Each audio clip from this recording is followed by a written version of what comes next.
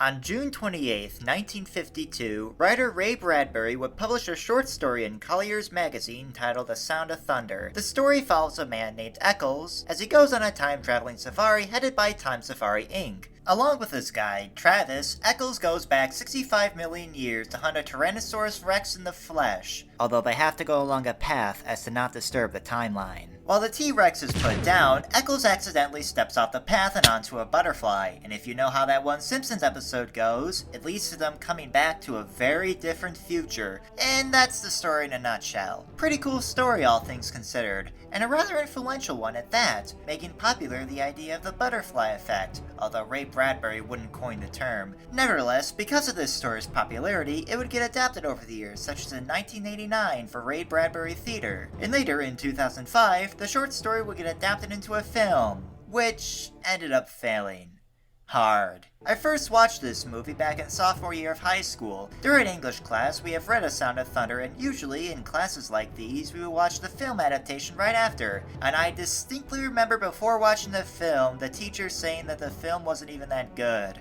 And we watched it anyway. What a mad lad. Since then, this film has always stuck in the back of my mind, and today, I thought I'd talk about it. Why not? I've got the DVD right here. Wait, what's that?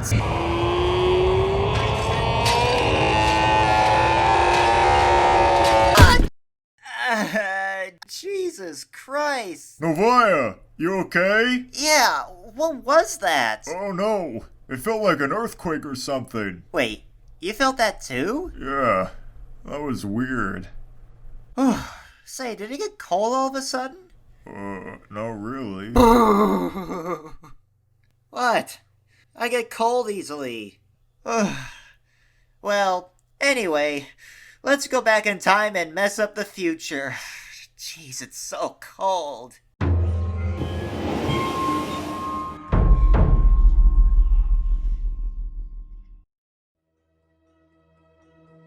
The film starts with some exposition.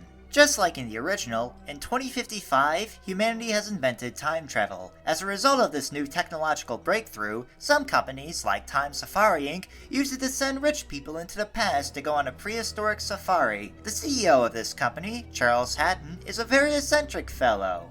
Gentlemen and lady, today you stood shoulder to shoulder with Columbus discovering America, Armstrong stepping on the moon, Brubaker landing on Mars. You are true pioneers on the very last frontier, time. Later we meet Travis Ryer. Yes, that Travis, as he has a conversation with this government inspector, Clay, and then calls Travis over to meet the safari goers, and while Travis is showing them the recording of their travels... Security! A toast to all of you big, brave hunters! Congratulations! Turns out that wasn't any ordinary anarchist. That was Dr. Sonia Rand, inventor of the whole time travel apparatus Time Safari uses. Tammy. They even share a voice. Yeah, I don't have time for stupid people. My function is to facilitate the operation of Time Safari. See? Sonia then explains to Travis why Time Safari should stop what it's doing. She basically does the whole, if you change the past, it would mess up the future thing. Later, we meet these two gentlemen, Middleton and... Okay, that's supposed to be our Eccles, except here it's spelled Eccles. I'm highly offended! Oh, but it gets weirder. But that's not until later. The two men then sign the forms needed to go on the adventure, and later Travis and his guys then show them everything they need to know and do before the trip. When they do make it there, just as everything was going according to plan... Jenny, take the shot! Hey, we've got a major problem here! So in the film, every gun they have is tied to Travis's gun, meaning that if someone tries to shoot something before Travis does, they can't. It's a safety feature. However, Travis's gun cannot fire at this moment because it's shorted out. We see the reason why in an earlier scene where somebody accidentally drops some chemical containers, in which the chemicals then leak out and burn into the gun, causing it to short. So the others try to distract the beast in the meantime, and as soon as the gun is fixed, it's given to Travis, who then delivers the killing blow. A crisis has been averted. But not really. Dun dun dun! Oh, I guess that Eccles guy stepped off the path, right? You wish. What? What's that supposed to mean? Since the last mission, strange things have begun to occur. The weather has gotten warmer, fish have been dying on the shores, and strange new plants have appeared. Meanwhile, Travis and co. go on their third jump of the movie. However, something is wrong. The dinosaur is already dead. And even worse... Back to the portal now! They escape the volcano, but not before realizing that they arrived too late. As a result of this disaster, Clay gets the government to shut down Time Safari until further notice. Travis then begins to suspect that all of this is a result of the Eccles-Middleton mission, and so he goes out to Sonia to see if she can do anything about it. She's become somewhat of a recluse since we last saw her. This is loaded now. Back off. She's crazy. But that doesn't stop Travis from making his way in. While there, Sonia tells Travis what has happened as a result of the incident. Or should I say, shows Travis what has happened.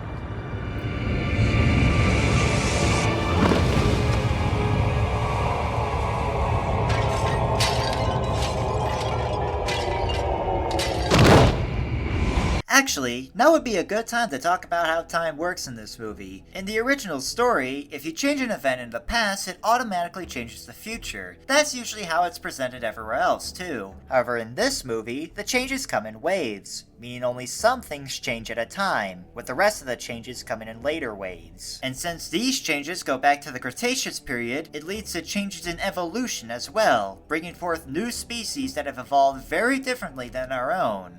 They actually do bring up one more thing, but we'll save that for later. Back at Time Safari, the gang tries another jump, and after they get approval from Clay, they send Travis back to prevent the others from messing with the timeline. However, like last time, they are off.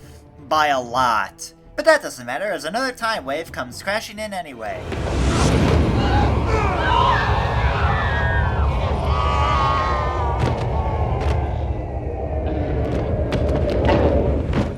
Now it gets serious. Everything is a jungle now, and who knows what's out there. So quickly, they then try to figure out what went wrong with that one mission. They look at the holographic recording, nothing. They look at their weights before and after, something. Turns out, the team came back heavier than before, meaning they brought something back. This shouldn't have happened thanks to the biofilters preventing any unprotected organic matter from coming back. But guess who just so happened to turn them off? Because why spend all that money doing something they don't even need anyway? I mean, better spend that money on a 9th yacht or something. After scanning their equipment, they deduce that Eccles is responsible for the mess. Well, yeah, he stepped on the butterfly, right?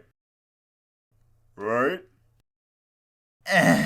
Now, let me explain the final part of how time travel works in this film. Introducing slingshotting. How does it work? So, from what I could tell, time is a circle. The starting event, or mission in this case, is at the center. As a result of what happened in that mission, its effects ripple out like waves. However, despite time being a circle, the ripples come in through a linear fashion, meaning you cannot take back what has been changed. At least without slingshotting, of course. With slingshotting, you can take a wormhole to another part of the time ring and then back to the event that started it all. And if that doesn't make sense, then I'm sorry. I tried. Travis then starts a party to go after Eccles, who's a ways away. While going through the park, they encounter some sentient vines where unfortunately, Marcus, one of their own, falls victim to. Turns out, getting punctured by the thorns leads to psychedelic side effects, meaning Marcus will start to lose it. Later, they encounter these highly evolved baboon lizard creatures that are on the top of the food chain in this new jungle. And after Travis discovers the weak spot in their throats, Marcus finally succumbs to the thorns. Forrest?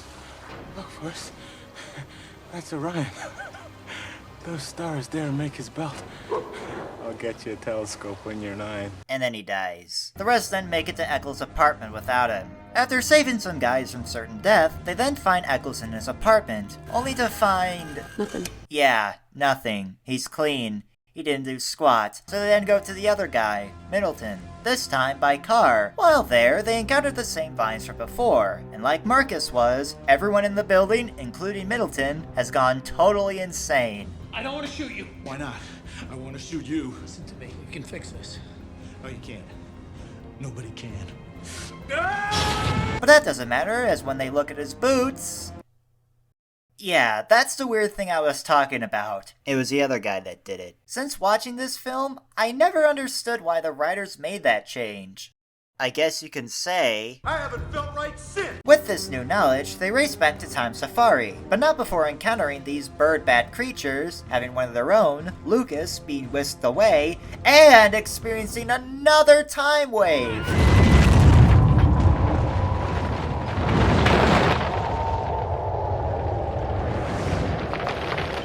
Unfortunately, this one rendered everything at Time Safari useless, meaning they can't go back. At least, not here. There's a particle accelerator at the university they can use as a time machine, so they take a working hard drive with Tammy installed on it and head off to the university. This time, taking the now flooded subway tunnels. As they travel along, they get stuck, Jenny, the last non-important character, dies, and Travis has to deal with the beast that killed her. Unfortunately, looks like Travis bit off more than he can chew, but thankfully, nature saves the day, and Sonia saves Travis before he drowns. When they finally get above ground at the university, they quickly get to work, all while a pack of baboon lizards waits for them outside, trying to get in themselves. Sonia gets the accelerator ready and Travis gets dressed for the mission, but as another time wave is about to pass, they just about make it.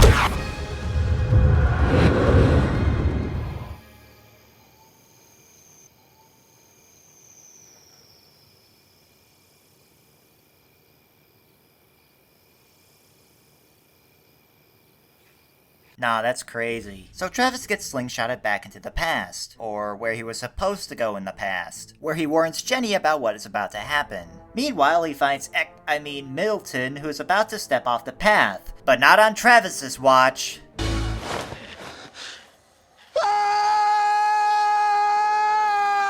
Hold on. Where have I seen this before?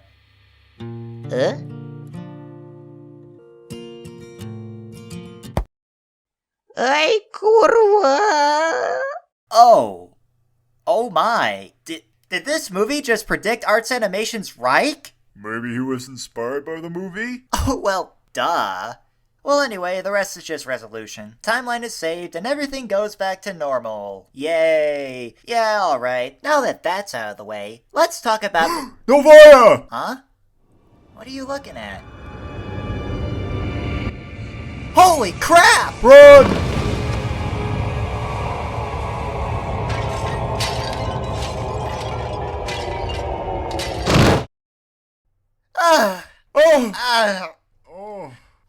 Jesus, was that like an EMP or something? I felt like my arm was about to short circuit or something. Oh, it's even colder than before. Oh, yeah, I feel it now. Okay, that's it. I have got to get longer pants. What can I say? Other than this film is weird. Like, where do I start with this one? I guess I'll start with the characters. First, Travis. Aside from being the protagonist of our story, he really isn't that profound. He's a generic hero archetype, an unsuspecting scientist who finds himself having to lead the charge to save his world. He also has some things going on with him that are just never brought up again in the story. Like, right after he meets Sonia for the first time, Travis finds the daughter of the guy from the first mission who just came into his apartment uninvited, and then it's implied he came in her, even though Jenny's supposed to be his girlfriend. Like, when I rewatched this movie for the first time, I thought they were the same person. They're not. Travis just cheated on her, which Jenny does bring up in another scene in which she says she cheated on him. Jen, you know that I promised your father that I would always look after you. Are you going to lecture me? No. I just Good, want... because Jeffrey and I only went out for like Whoa. Who is Jeffrey? You don't know. No. Who is he? I thought you were talking about Jeffrey. I'm guessing the two are in an open relationship because why else would they be so chill about it? And speaking of relationships, what about Sonia? She literally grows the closest to Travis, and yet they shipped him with somebody else. She's also not that profound. She's just there to connect her to Time Safari's antics. Moving on to Hatton, well, I've already explained in the summary that he sucks. Just your typical bourgeois scum. And now you know that line exists, let's talk about another I find interesting. If I remember correctly from business school, clients keep us waiting, not the other way around. I'm almost done. I don't think you're catching my drift. You work here so you can study your silly animals who don't exist anymore. I work here so I can grow rich and fat and own everything that does happen to exist. Like, wow, he just said the quiet part out loud. Like, you're just asking for Travis to quit. Good for you, Charlie, because at least you're not as insufferable as your government counterpart, Clay. This guy is way too committed to his job. So much so, it actually sort of vindicates Hatton when he says that the government strangles a free marketer or something like that. Like, take this scene. You're all loaded. Designators are off, and shoot at will. Who told you to distribute weapons? Actually, you can't, like, do that. That's, like, against government protocol. I actually, like, can't go with you guys because the government told me to stay here. Shut the hell up! It's even funnier when in the scene where they get the hard drive, they find Clay hiding from the baboon lizards above, and only now does he want to leave, but he doesn't communicate it well, and he gets left behind, and he dies. Jag off. Finally, the last characters I want to talk about are Eccles and Middleton themselves. They're the best characters in the film, and that's despite the whole mix-up mentioned earlier. So when we first meet him, Eccles is pretty reluctant to go on the journey, while Middleton acts as sort of an enabler. Sure, we should be doing this. There's a 6-year waiting list. We paid double to cut to the head of the line, and you want to slink home? You gonna spend the rest of your life with balls the size of BBs? What the hell? They're so big I can hear them clanging. Sorry, but why'd you say he hears balls clanging? Are you... Ah! I knew it! Middleton's gay! And Eccles is too! It's canon! I love middle-aged man yowie! You know, this isn't the only time we have had a gay-coded Eccles. A while back, I briefly talked about the adaptation by Ray Bradbury Theater. Although this adaptation is overall more faithful to the original, for some reason, Eccles is kind of portrayed like he's Travis's bitch for some reason.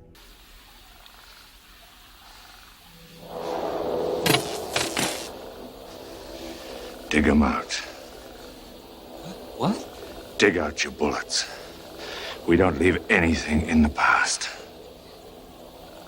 Also, I find it funny that Eccles picks the light machine gun out of all the weapons. Like, either you're overcompensating, or you're a power bottom. What is it with everybody making Eccles gay? Or at least gay-coded for some reason. But that's enough of that. Let's go back to the movie. At the start, Middleton is portrayed as the tough guy, while Eccles is the not-as-tough guy. However, after the trip, Middleton starts to break down, even threatening to sue Hatton. By the time I'm done suing you, I'm gonna own this joint! Meanwhile, Eccles, while not entirely tough, is noticeably saner, especially compared to his colleague later down the line. Regardless of intention, this makes sense, as we know Middleton's the one that steps on the butterfly.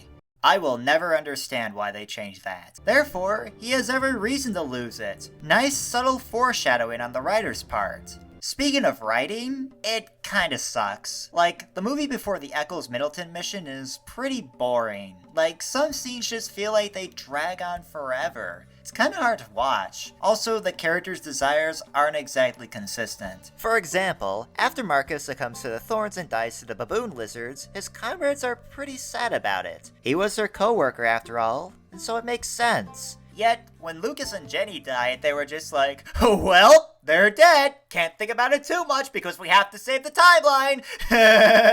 Like, pick a struggle here. Either you miss them right now, or you don't because they'll be back when you fix everything. Believe it or not, there's actually one thing I do like about this film, and that is its setting. Anyone with a good eye might have noticed that this movie actually takes place in Chicago. Like, yeah, there's the Sears Tower, Millennium Park, the L train, Michigan Avenue Bridge, Lincoln Park Zoo. Oh, I mean Chicago City Zoo. Well, anyway, as someone from Illinois, this is pretty based. I also like all the world building this movie has. From humanity landing on Mars to the Cubs winning the World Series since the movie released. Little did Cubs fans know, they did not have to wait until 2022 to get their chance. Also, the future aesthetic they're going for?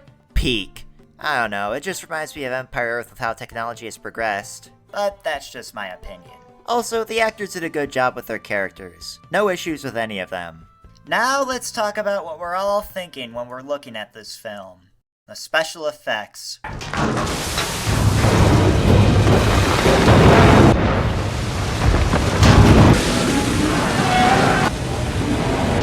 Oh god, the special effects. Now, I have pretty low standards when it comes to special effects. I'm the type of girl to say that if it looks good enough, then I have no problem. Yet here, it looks so cheap.